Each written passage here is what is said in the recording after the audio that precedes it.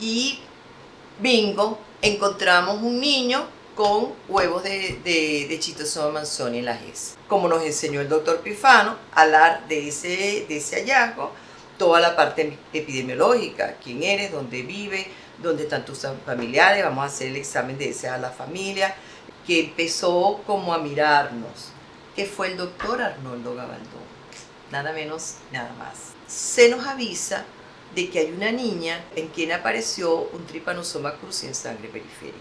El médico infectólogo del momento nos avisó a Raiza Ruiz y a mi persona. Quien hizo el diagnóstico de la microepidemia no fuimos nosotros, fueron las madres de los niños y las maestras de la escuela de Chacao. Y lo único que encontramos de manera significativa fue la bradicardia, tanto clínica como electrocardiográfica. Desde la Coordinación de Investigación de la Facultad de Medicina de la Universidad Central de Venezuela presentamos... Hey, bienvenidos. Este es el Backstage Científico, un espacio para visibilizar, documentar todo lo que se hace en investigación en nuestra facultad. Lo llamamos Backstage porque además de hablar de trabajos, artículos, su importancia y su impacto en la sociedad y en la facultad, queremos toda la historia que conlleva planificar y culminar un trabajo de investigación y bueno, todo lo que viene después de terminarlo y publicarlo. Toda historia tiene un protagonista, en este caso una protagonista. El día de hoy nos acompaña la doctora Belkis Yolé Alarcón de Noya. Un aplauso. Ok, buenos días, doctora Belkis Yolé. Para quienes no conozcan a la doctora, ella es médico egresada de la Escuela de Medicina Dr. Luis Rasetti. Realizó un doctorado en parasitología médica en la Universidad de Tulane en Estados Unidos. Es médico jefe de la consulta externa del Instituto de Medicina Tropical desde el año 1980. Es profesor titular de la Universidad de la Facultad de Medicina desde el año 1998. Fue jefe de la cátedra de parasitología de la Escuela Dr. Luis Rasetti en 2 periodos, desde el 89 hasta el 93. Fue jefe del Departamento de Microbiología, Parasitología y Medicina Tropical en 3 periodos, entre el 93 y el 99. Es actualmente directora del Instituto de Medicina Tropical Dr. Félix Pifano desde el año 2016. Y bueno, se ha especializado, ha dado conferencias y publicado a nivel nacional e internacional, principalmente en temas de parasitología, pero también en inmunología y materias afines. Doctora, revisando la literatura publicada, noté cierta afinidad por un trematoide llamado Schistosoma manzoni. Entonces, ¿cuándo y cómo fue el comienzo de su relación con el esquistosoma? Bueno, en primer lugar, quiero agradecer a la Coordinación de Investigación esta entrevista porque, bueno, visualiza el trabajo que hemos hecho durante muchos años, pero principalmente visualiza el Instituto de Medicina Tropical. En relación a su pregunta, yo hice mi tesis doctoral en el campo de la esquistosomiasis y justamente escogí ese tema porque la esquistosomiasis o bilharzia, como se llama comúnmente, en honor al descubridor del parásito, teníamos en ese entonces varias zonas endémicas en Venezuela. Titubeo lo deteníamos porque es posible que las sigamos teniendo, solo que el control ya no es como era antes y entonces hay que volver a empezar para determinar algunas zonas endémicas. Entonces, bueno, con esa intención me adentré ya en la parte básica de lo que era los sitios de mortalidad de los parásitos en su vía y en su recorrido desde la piel hasta su destino definitivo. Y entonces allí empezó. Y luego, claro, cuando ya terminé mi tesis y regreso al país, el primer área de investigación que desarrollé fue en el área de esquistosomiasis. Y de hecho entro al Instituto de Medicina Tropical en el laboratorio de bilharzia como tal. Ok, ¿y ese laboratorio se mantiene activo o cambió de nombre? Sí, ese laboratorio cambió.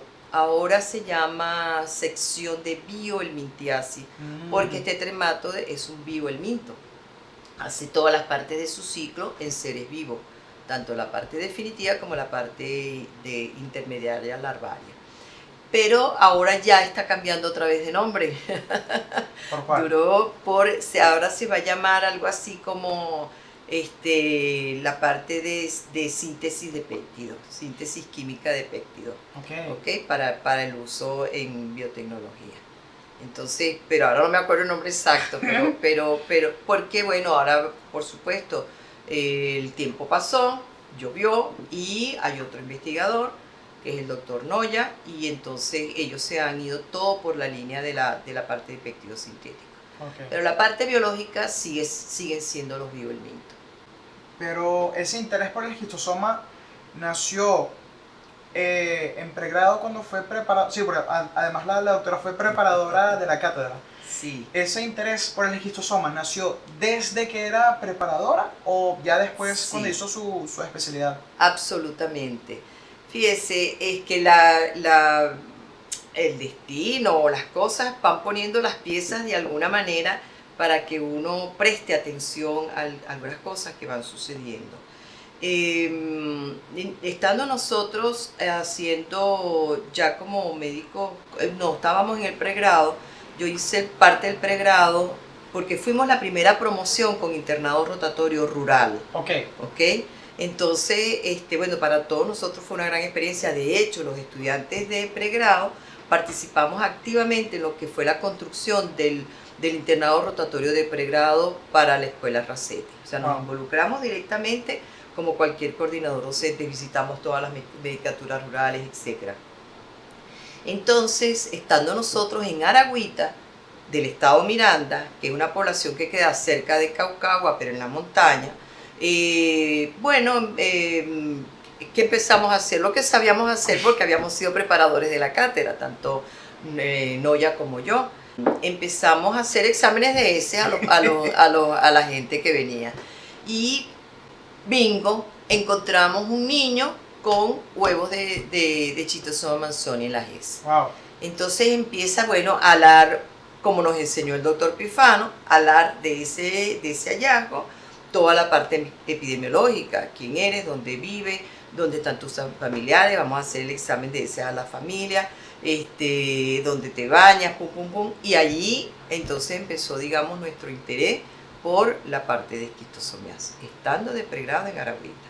Y de hecho hay una publicación que fue nuestra primera publicación sobre parasitosis intestinales en Aragüita. Oye, qué interesante. Y qué bonito.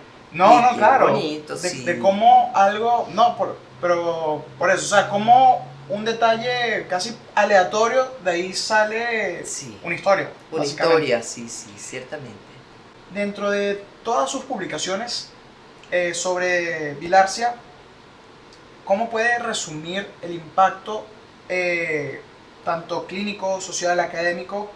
¿Cómo puede resumir todo ese trabajo en, bueno, no un minuto, pero por lo menos, o sea, cómo Sí. resume todo ese tránsito hasta el día de hoy?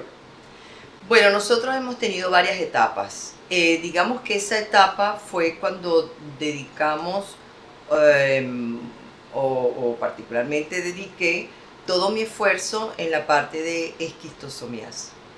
Después, y contaremos algo muy breve sobre esa transición, paso bueno, me dedico bastante a la parte administrativa, pero después, también por un acontecer nacional, me viro hacia la parte de la enfermedad de Chagas. Entonces, si hacemos, digamos, esa división entre la parte de esquistosomiasis y después la parte de Chagas, puedo decir que la parte de esquistosomiasis, nosotros, nada más que al llegar al país, visitamos a malariología, a la división de parasitosis intestinales, para saber, bueno, aquí estamos nosotros, tenemos esta experticia, ¿qué hacemos? ¿En qué somos útiles? Vamos a poner nuestro conocimiento al servicio del país, pues, porque siempre tuvimos, digamos, la visión integral bueno, y también como médicos, pues nosotros si bien traíamos algunas herramientas de laboratorio muy especializadas en la parte inmunológica. Yo trabajé en inmunidad celular de esquistosoma en ratones, ¿verdad? Traíamos toda esa parte de blastogénesis que estaba en el tope de la inmunología en ese momento, pues sabíamos que con lo que encontramos en el laboratorio no íbamos a poder hacer inmunidad celular, ¿verdad? Teníamos unas redes, microscopios para hacer exámenes de eso, ¿no? Y teníamos el ciclo de esquistosoma manzoni andando en el laboratorio, que era responsabilidad del doctor Jesús Romero, que era jefe de la cátedra de parasitología, como te conté. Entonces, bueno, vamos a malariología, y en malariología me dijo, no, esto está, aquí no hay bilarse, esas son endemias del pasado, eso murió, no sé qué. Y empezamos a hacer otro trabajo, porque hubo un chico, un joven, que se acercó para que lo orientáramos y digo, mira, nosotros lo que tenemos para poder hacer exámenes de ese. Y aparece un caso con huevos de esquistosoma manzoni en el litoral central, proveniente de Caraballeda. Y ahí arranca toda una investigación bellísima que nos llevó del campo al mesón de laboratorio, pues. Ahí nos fuimos con varios estudiantes que en su vida habían tocado un barrio, porque eran gente de clase media, media alta, y entonces, pero pertenecían a nuestros grupos de discusión, y armamos los grupos y nos fuimos a revisar todo lo que fue, digamos, todo lo que era la orilla del río San Julián, donde había realmente un verdadero foco súper activo de transmisión de esquistosoma manzoni. Entonces eso tuvo un impacto, claro, hubiésemos querido que no hubiera tenido impacto, porque significaba que la población se estaba afectando, pues. Pero entonces ahí empezó toda una lucha de que, bueno, mira, entendemos, autoridades, que ustedes creen que no hay bilarcia, pero miren, aquí están las evidencias, aquí están tantos niños infectados. Empezamos a hacer la parte serológica, porque la transmisión, si bien estaba presente, era una transmisión media o media baja. Entonces no se encontraban huevos en todos los que estaban infectados. Pero cuando hacías la serología, un porcentaje muy alto estaba dando positivo. Sí, ¿entiendes? porque hacer el diagnóstico parasitológico es complicadísimo. Claro, claro, y tedioso. Sí. Y hay que, juro, sí. Entonces parecer. empezamos a hacer con la serología como la prueba de precipitación circumoval. O sea, que era con los huevos completos del esquistosoma, ¿verdad? Enfrentándolos a los sueros de los pacientes, y eso, bueno, y determinando cuántos huevos salían positivos con la reacción circumoval. Bueno, toda una historia con aquello. Bueno, y aquello se publicó y tuvo su impacto. Entonces empezó una relación paralela con nuestros compañeros de malariología en Maracay. Y allí hubo una figura que empezó como a mirarnos, que fue el doctor Arnoldo Gabaldón, nada menos, nada más. El doctor Arnoldo Gabaldón, bueno, y nosotros también un poco a limar esa aspereza que había entre la gente del control y la universidad, porque ellos nos veían como que lo que hacíamos había que publicarlo, o sea, y entonces se tradujo como en el interés de publicar. Y nosotros insistíamos, claro que hay que publicar, porque lo que no se publica no existe, o sea, queda muerto. Y ese concepto aún hoy día es para ellos casi que un defecto, ¿entiendes? Cuando lo que es una fortaleza del investigador de campo. Debo decirle que los investigadores de campo de esquistosomiasis de ese momento, que eran los amigos inspectores, tenían un conocimiento del parásito, de la transmisión, de la determinación de las cercarias en los riachuelos, impresionante. Y ese conocimiento lo aprovechamos nosotros posteriormente cuando se fundó el Posgrado Nacional de Parasitología. Entonces todo el módulo de esquistosomiasis se hacía en Maracay, con los inspectores que atendían nuestros estudiantes, y nosotros allí viendo cómo los estudiantes de posgrado aprendían todas las técnicas de determinación de infección de un río, de infestación de un río. Wow. Entonces ahí tienes un impacto, Claro. ¿entiendes? Entonces tuvo un impacto de laboratorio porque inventamos alguna técnica para disminuir la reactividad cruzada con otros parásitos, o sea que ahí hubo un aporte básico. Hubo un aporte también desde el punto de vista básico con el Instituto de Inmunología, porque allí se guiaron unas tesis de inmunidad celular.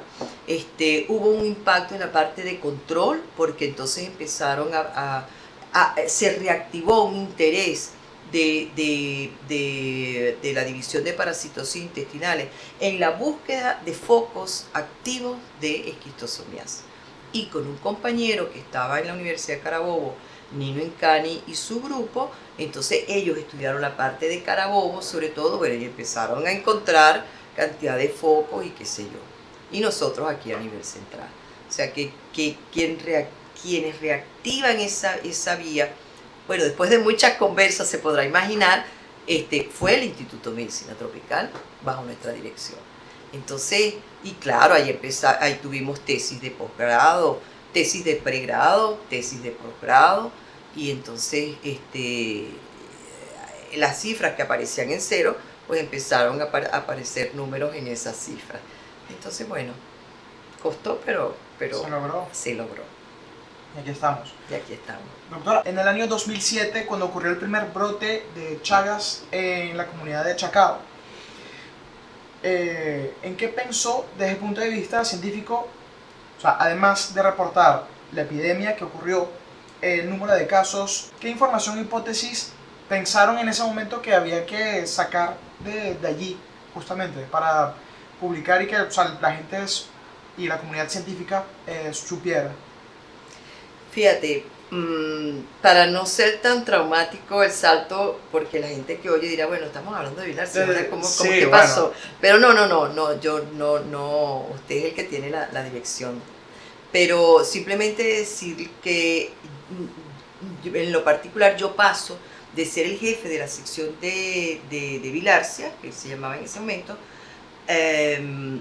a ocupar un cargo administrativo aquí en la facultad. Pero al regresar, el doctor Alberto Mecker, porque quiero nombrarlo específicamente, así como nombré a Romero para la parte de bilharsia, el doctor Alberto Mecker era el jefe de la sección de inmunología del Instituto de Medicina Tropical y empezó a pedir un relevo. Entonces, él tenía mucha confianza y mucha interacción con Oscar Noya, y Oscar le propuso que, bueno, que yo venía de aquí del decanato, que ya me quería incorporar nuevamente a mis actividades, y que por qué no lo conversaba conmigo. El doctor Alberto Mecker era toda una figura. Él era quien llevaba, que todavía la sección de inmunología lo lleva, el diagnóstico de toxoplasmosis y de enfermedad de Chagas. Entonces, allí empiezo yo a trabajar con el doctor Mecker, un hombre muy organizado, un poco difícil, pero bueno, me alimenté con toda la parte básica y tal, y empecé a ver los pacientes como tal, no solamente hacer diagnóstico serológico y parasitológico que se hacía en ese momento, sino que yo quería ver los pacientes. Y allí un poquito de lucha con, bueno, pero ¿para qué vas a ver los pacientes si los pacientes ya los ve cardiología? Bueno, pero no todos los pacientes tienen problemas cardiológicos, y el que no lo tiene, y el que hay que tratar, no sé qué. Entonces, por estar en esa posición, un poquito siguiendo lo que dijo antes de que se va dando las piezas y tal, entonces se nos avisa de que hay una niña en quien apareció un trypanosoma cruzi en sangre periférica. Esa niña estaba hospitalizada en el HUC, en pediatría, y el médico infectólogo del momento nos avisó a Raiza Ruiz y a mi persona. Quien hizo el diagnóstico de la microepidemia no fuimos nosotros, fueron las madres de los niños y las maestras de la escuela de Chacao, porque ellas empezaron a decir, oye, fulana está enferma, la maestra tal está enferma, ella está en la clínica tal, pero esta está aquí, no sé qué.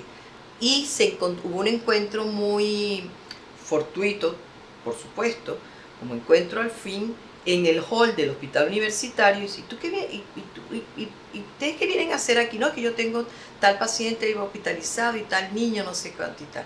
Y entonces ya nosotros estábamos, digamos, un poquito en cuenta de los familiares de la niña, y es la madre, es la abuela de la niña, quien nos notifica, me dijo, mire doctora, tengo algo que decirle y tal, venga para que nos sentemos. Pero ya no querían inclusive que nos oyeran conversando.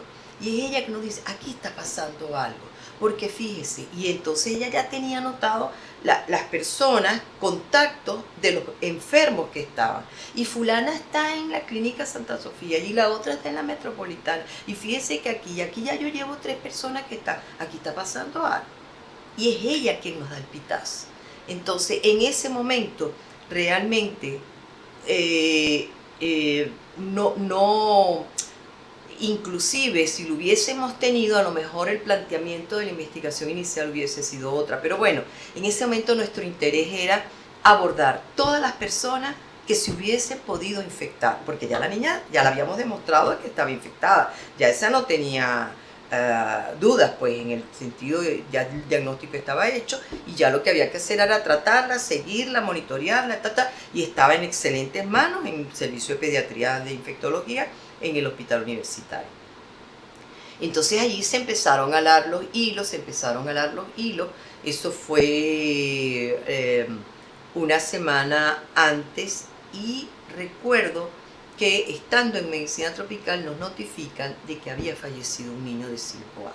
Bueno, esa fue la alarma y la desesperación, porque armando todos los equipos y tal, y recuerdo que Julio Castro dice, bueno, pero ¿y el plan de trabajo? No sé, mira, ahorita no tenemos tiempo para plan de trabajo, nos están esperando en la escuela. Y de allí nos fuimos varias personas, entre ellos, bueno, digamos que los líderes desde el punto de vista médico, Noya, Raiza Ruiz y mi persona, a la escuela para hablar con los directores y tal. Bueno, puertas abiertas, esa gente se portó de maravilla, se recogieron todas las muestras, todo el mundo se dejó intervenir. Claro, nosotros no teníamos, te podrás imaginar, Jiménez, que nosotros no teníamos consentimiento informado ni nada previamente hecho, porque era una emergencia médica, ya había fallecido un niño, ¿entiendes? Entonces la gente estaba muy tocada con el fallecimiento del muchachito. Entonces, afortunadamente, y digo afortunadamente porque si hubiesen aparecido antes, no se hubiese hecho la investigación como se hizo. Nosotros pudimos, el niño falleció un martes, y nosotros ese mismo martes nos estábamos disponiendo para ir a ver las maestras que estaban hospitalizadas a nivel privado. Entonces, pero bueno, cambiamos de rumbo cuando fue la muerte del niño, y entonces nos fuimos, fue a la escuela. Y entonces empezamos a tomar muestras. En esa semana del martes, miércoles, jueves, viernes y sábado, nosotros procesamos 1000 muestras, bueno, 1000 más o menos, 2 o 3, ¿ok? Sí. 998 o 1003, sí. Con serología y ELISA, y el laboratorio estuvo trabajando, o sea, soltaba uno y empezaba el otro como hasta las 3, 4 de la mañana. Mientras abajo estaban los tambores y las gaitas, porque era Navidad, ¿verdad? Y era la fiesta de despedida del instituto. Todo el equipo de la sección de inmunología y de la sección de bioelmintiasis que dirigía Oscar, trabajando pero full, y allí nadie protestó, ni que me estoy cansada, me siento mal. Alguien venía, nos traía unas arepas, comíamos. Un equipo fantástico, Sandra Lozada, Cecilia Colmenares, que bueno, agotó sus ojos allí montando los ELISA.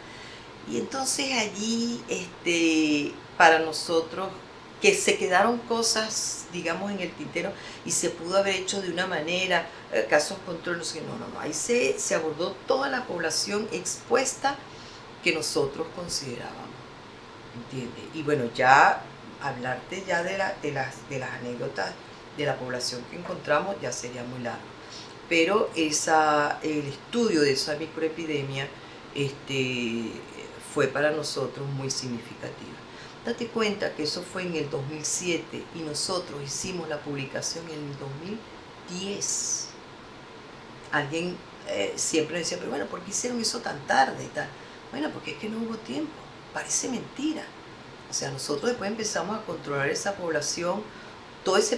El 2008 para nosotros fue terrible, porque la gente hubo efectos colaterales, algunos severos, tanto en la población de niños como en la población de adultos. Entonces, prácticamente nos abocamos todos los días a ver los pacientes de Chacao, con el grupo también de infectología del hospital universitario. De todos los días había un cuento nuevo. Amén de que el grupo, digamos, nuestro, tenía sus actividades en la universidad igualiticas. Era posible que a lo mejor Raiza algún día me hiciera algún seminario, o yo le hiciera algún seminario a Oscar y cerrábamos fila y tal, pero nosotros seguíamos con nuestras actividades académicas exactamente iguales. Entonces, allí es cuando yo siempre digo que uno puede tener un líder, y de hecho nosotros estábamos liderando esa investigación, pero si el equipo no te responde, tú no eres nadie. Y allí el equipo se alineó detrás nuestro. ¿Para qué soy bueno? Hasta las 8, hasta la hora que sea. Tráigame agua, refresco, no sé qué tal. Y nosotros, los padres nuestros, eran los que nos surtían de alimentación y venían y nos dejaban cosas y tal. Fue una época muy dura, pero bueno, aquí estamos. Sí, y también lo traigo el tema por el premio que les otorgaron en junio en la premiación de la entrega de premios Dr. Luis Racetti y José María Vargas por su trabajo en el seguimiento de pacientes con cardiopatía chagásica 10 años después de lo ocurrido. Sí. ¿Hay algún dato o alguna conclusión importante que quisieras sacar de ese trabajo hoy? Fíjense, nosotros tenemos 2 trabajos de seguimiento. Un trabajo que el primer autor es Zoraida Díaz Bello, una investigadora excelente que está en nuestro equipo, que Zoraida fue quien manejó y lideró todo lo que fue el diagnóstico parasitológico, inmunológico y molecular de todo el grupo de Chacao. Ella es el primer autor de ese trabajo y hubo el seguimiento en 10 años. En paralelo, nosotros teníamos los clínicos, que fundamentalmente estábamos Raiza Ruiz, Iván Mendoza, Oscar, mi persona, Julio Castro, para hacer la parte clínica. Estos 2 trabajos están publicados y llevan de palabras comunes el seguimiento en 10 años. El de laboratorio apareció primero y después el clínico. ¿Qué pensábamos nosotros? Que en 10 años podía haber algunos datos de manera independiente, por eso te los estoy planteando de esa manera, que podrían predecir si algún grupo iba hacia la cardiopatía. Entonces, por eso se sacaron diferentes. Ambos trabajos ganaron premios. Y el último es donde Raiza Ruiz es primer autor, donde se hace el seguimiento clínico de manera ciega, un trabajo del otro, en paralelo pero de manera ciega. Ahora bien, del primer trabajo de laboratorio, nosotros nos damos cuenta de que a pesar de que el tratamiento fue excelente, supervisado a tiempo en niños, no fue efectivo en la medida que nosotros queríamos. En la literatura, el 70% de los casos agudos cura, entre comillas, ¿no? Entre comillas la curación. Y el 30% es el que persiste positivo. Aquí se revirtieron los números. El 70% persistió positivo y el 30% respondió al tratamiento. Fíjate que no estoy diciendo cura, respondió al tratamiento. Entonces, el primer trabajo donde Zoraida Díaz fue el primer autor, nos enseñó toda la población que continuó infectada y la población que respondió. Y el trabajo clínico nos dio algunas bases sobre la pobrísima información cardiológica que dieron los pacientes al cabo de 10 años. Y lo único que encontramos de manera significativa fue la bradicardia, tanto clínica como electrocardiográfica. En el año 2027 se van a cumplir 20 años. Y Wow. ahorita, fíjate, porque a veces cuando uno ve las cosas en el tiempo, dice, bueno, pero ¿por qué esta gente publica tan tarde? Bueno, primero porque hemos llevado leña parejo, las cosas como son, no tenemos tiempo para sentarnos a pensar y redactar. Ahorita estamos redactando el trabajo que une estos dos, que son respondedores y no respondedores al cabo de 10 años. Y a veces me dice, oye, ya vamos a cumplir 20, no sé, no importa, hay que sacar ese, porque si no se saca, no hay Claro. conclusiones. Entonces estamos trabajando en el de respondedores y no respondedores, para abocarnos ya inclusive empezó la convocatoria, entre comillas, para los 20 años de seguimiento. Bien. Eso ha dado, te digo, una pauta en el manejo de los casos de transmisión oral en la enfermedad de Chagas. Bien. Allí, lástima de financiamientos para ir a congresos y qué sé yo, porque permanentemente estamos recibiendo, bueno, ustedes son los que más han publicado en esto, ustedes y tal. Ah, pero ¿y con qué va? ¿Entiendes? Sí, claro. Así es. No, pero por lo menos es importante sacar eso para que, como coloquialmente, que no quede engavetado ese trabajo. Totalmente. Porque es importante. Aparte, Totalmente. a nivel de Latinoamérica y en el mundo, realmente, ¿qué tanta información hay sobre Chagas de transmisión vía oral? Así es. No, y déjame decirte que nosotros, bueno, con una frecuencia nos invitan para algunas charlas, entonces en aquellas donde nos financian, uno de los temas que la gente quiere que se le hable es sobre la transmisión oral, porque la enfermedad de Chagas se está globalizando. Ya nosotros tenemos vectores en Asia, en el sureste asiático, ¿entiendes? Ya hay casos autóctonos en Estados Unidos, en Texas, hay perros infectados naturalmente en Texas, en El Paso, donde hay unos grandes científicos, amigos nuestros, que hemos hecho cosas en conjunto. En Nueva Orleans, el 11% de las ratas que andan por ahí tienen Trypanosoma cruzi, entonces hiper peligroso, porque ahí cae un chip y tal, y va a ver la transmisión, Listo. o sea, ya la está viendo. Entonces, y eso va a cambiar entonces el tema de las clásicas preguntas en examen de que solamente piensan en Chagas cuando el paciente tenga en sus antecedentes viaje Claro, por Latinoamérica, sino que claro. va a ser de allá. O inclusive, date cuenta que en las historias aparece, inclusive tú vas a una historia clínica en el hospital y aparece, conoce el chipo, ha sido picado por chipo y tal. Ajá, pero es que en la transmisión oral no hay picadura de chipo. El paciente ni sabe lo que es un chipo, nunca lo vio, ¿entiendes? Entonces no hay picadura exterior porque entra por vía oral. Eso es todo un capítulo apasionante. Oye. Apasionante, como te podrás dar cuenta. Y lo de la globalización de la enfermedad de Chagas es apasionante también. Importante. Muy importante. Doctora, justamente ya para, bueno, no cerrar, pero sí para tener una opinión suya acerca de, actualmente en Latinoamérica, partiendo de Venezuela, pero en Latinoamérica, ¿hacia dónde debe apuntar la investigación en parasitología y medicina tropical? ¿Cuáles son los paradigmas nuevos? ¿Hacia dónde hay que apuntar? Bueno, fíjate, hablamos mucho a nivel internacional de la salud global.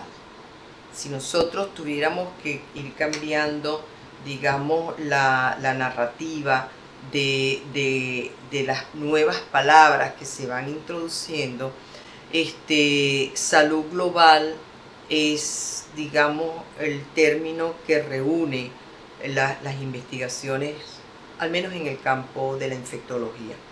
Pero es que ya Pifano, Romero, Meckel y toda esa gente, que fueron nuestros maestros en el Instituto de Medicina Tropical, ya hacían salud global, porque la salud global se refiere a, no es la salud humana, sino es la salud humana, la salud animal y el ambiente, ¿entiendes?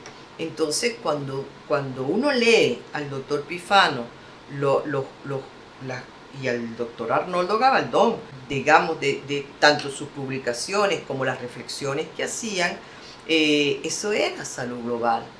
Arnoldo Gabaldón no se planteó erradicar la malaria, como efectivamente lo logró sin el plan de viviendas rurales, ¿entiendes? O sea, cómo vas a controlar los mosquitos si los individuos no tienen paredes que fumigar? Entonces se empezó con el plan de viviendas rurales.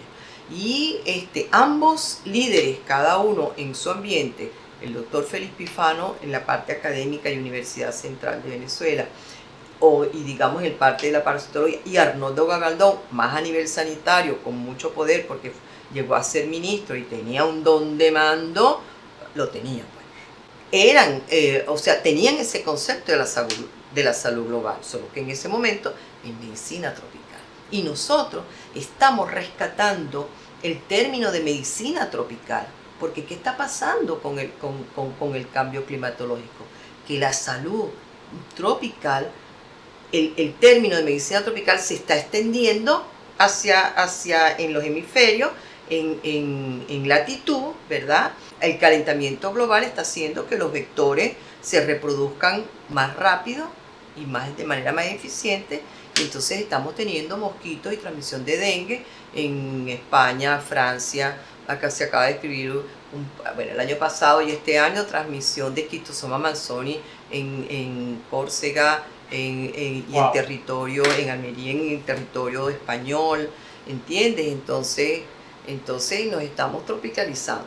Entonces ahí tú ves cómo la salud global no puede estar independiente, digamos, la salud humana del animal y del ambiente como tal. ¿Y qué es eso? Las enseñanzas de Pifano, cuando hablaba de leishmaniasis, donde vive el flebótomo, que en aquel momento era flebótomo, ahora es Luxomia, el género responsable, y entonces, ¿dónde vive? ¿Dónde está la epidemiología? ¿Y por qué nosotros, por ejemplo, llegamos a detectar el foco a Caraballeda de esquistosomiasis? ¿Te quedaste con el hallazgo del niño que salió positivo? No, empezaste a alar la cuerdita. Mira, pero este niño, ¿cómo se infectó? ¿Dónde vive? ¿Dónde se baña? ¿Dónde están los padres? No sé qué. Y ahí descubres el foco. Y después el de Chacao, que son dos ejemplos digamos, clásico, por lo menos en nuestras áreas, ¿verdad? Oye, la niña, si tú llegas, tratas a la niña y te quedas recostado, se hubiera muerto un montón de gente. Y después la de Chichirivici fue muy importante, porque Chichirivici estaba fuera de la capital, el acceso no es igual, y en Chichirivici de la costa se infectaron 88 personas, y se murieron 6. Entonces, con más conocimiento, llegaron a morirse 6, y con menos conocimiento en Chacao nada más murió 1. Eso tiene un mensaje. Entonces allí, cuando tú encuentras un caso positivo, sobre todo si sabes la epidemiología, si sabes el ciclo y tal, tienes que alar, y eso es lo que nosotros le enseñamos a nuestros estudiantes, tanto de pregrado como de posgrado. Sí. ¿Entiendes? Lo certifico. Y fíjate, el lunes, 13 de octubre, va a empezar un curso de epidemiología. Que lo va a dar ahí Julio Castro y Patricia Valenzuela, son los coordinadores de ese curso. Eso es fantástico, porque eso es lo que es ratificar lo que hemos aprendido. O sea, claro, con las nuevas herramientas, ¿entiendes? No me pongas a mí de eso, porque no, ellos tienen otras herramientas. Estadística, biométrica, sistemas de información geográfica, otra cosa, otro nivel, ¿entiendes? Pero con la misma filosofía. ¿Te das cuenta? Entonces, tú no te puedes quedar con el caso de infectología aislado. Tiene diarrea, mire, tómese esto, no sé qué, mejoró, perfecto. No, tú tienes que ir, que ese paciente, sea niño o adulto, pertenece a un núcleo familiar, va a una escuela, juega fútbol o básquet, lo que sea, con otros muchachitos, se infecta, donde se baña, ¿entiendes? Entonces, de eso se trata. Increíble, doctora. No es que te quiera dar una clase de medicina tropical y pero es importante. ¿Cómo no? Claro que sí. Ok, doctora, a esta cámara, dígale, ¿qué le diría a un joven estudiante de medicina, ya sea de la Racetti, la Vargas, o de Venezuela o de Latinoamérica, que esté motivado por la investigación en parasitología, pero tiene dudas? ¿Qué le diría? Bueno, quizás el mensaje es para todo profesional del área de la salud. Médicos, biólogos, bioanalistas, enfermeras, nutricionistas, porque los parásitos están en todas partes. Hablando rápido, ¿no? Y es muy importante conceptualizar que vivimos en un suelo tropical y que estamos rodeados de vectores de diferente importancia. Y en todos los campos donde nosotros trabajemos, sobre todo el equipo de salud, vamos a encontrarnos con un parásito. No estoy hablando del que anda en dos patas, estoy hablando de parásitos biológicos. Pero hay que tener, digamos, la sensibilidad, si eres un neurólogo, si eres una enfermera, pacientes con diarrea, pacientes que no terminan de curar de algunas patologías, pacientes con eosinofilia, transmisión del agua, donde quiera que hay un personaje en el campo de las ciencias de la salud, va a encontrarse con un parásito. Entonces, desde cualquiera de esos escenarios, la gente de ciencias de la salud puede hacer investigación en parasitología y en epidemiología. Lo primero que hay que hacer es hacer bien su trabajo, independientemente de donde uno esté. Eso es lo primero que hay que hacer. Y tenerlos en cuenta. Estar alerta y claro, ya esto no es parasitología, sino ante otras afecciones microbiológicas, como son las transmitidas, que es lo que le estamos teniendo, al menos yo, mucho temor, que es la transmisión por gotitas de flux, tuberculosis, hacer investigación en HIV. Vivir con HIV hoy en día se ha desmistificado en relación al pasado, pero siempre estar alerta. Si nosotros tenemos una infección, y toda persona, yo diría después incluyendo niños, somos propensos a tener infecciones de cualquier tipo. Tuberculosis, HIV, malaria, tenemos un paludismo en Venezuela, inclusive tenemos una tesis en este momento de malaria urbana, ¿okay? Entonces, claro, la malaria se da en condiciones más específicas, por decirlo de esa manera, pero se puede hacer investigación parasitológica prácticamente donde uno esté. Y sí, un mensaje a los jóvenes, porque en su pregunta, ¿sí?, dirigida a los jóvenes, sí. Hay que trabajar con lo que tenemos, hay que trabajar donde estén, pero hay que trabajar. Hay que tratar de apartar un poquito el sueño de la migración, de la diáspora, y no porque tenga críticas a la gente que se fue, pero es momento de estar acá, es momento de regresar, es momento de construir. No se preocupe, doctora. Muchas gracias por su entrevista, doctora. Increíble. A ti por entrevistarme. Gracias por acompañarnos en este Detrás de Cámara Científico. Si este episodio te inspiró, te invitamos a ser parte de nuestra comunidad. Dale like al video, suscríbete a nuestro canal y síguenos en todas nuestras redes sociales. Comparte este material con tus compañeros y colegas. Cada visualización es un reconocimiento al esfuerzo de los profesores de tu Facultad de Medicina. Porque en la UCB, en materia de investigación, seguiremos venciendo la sombra. Nos veremos en el próximo episodio.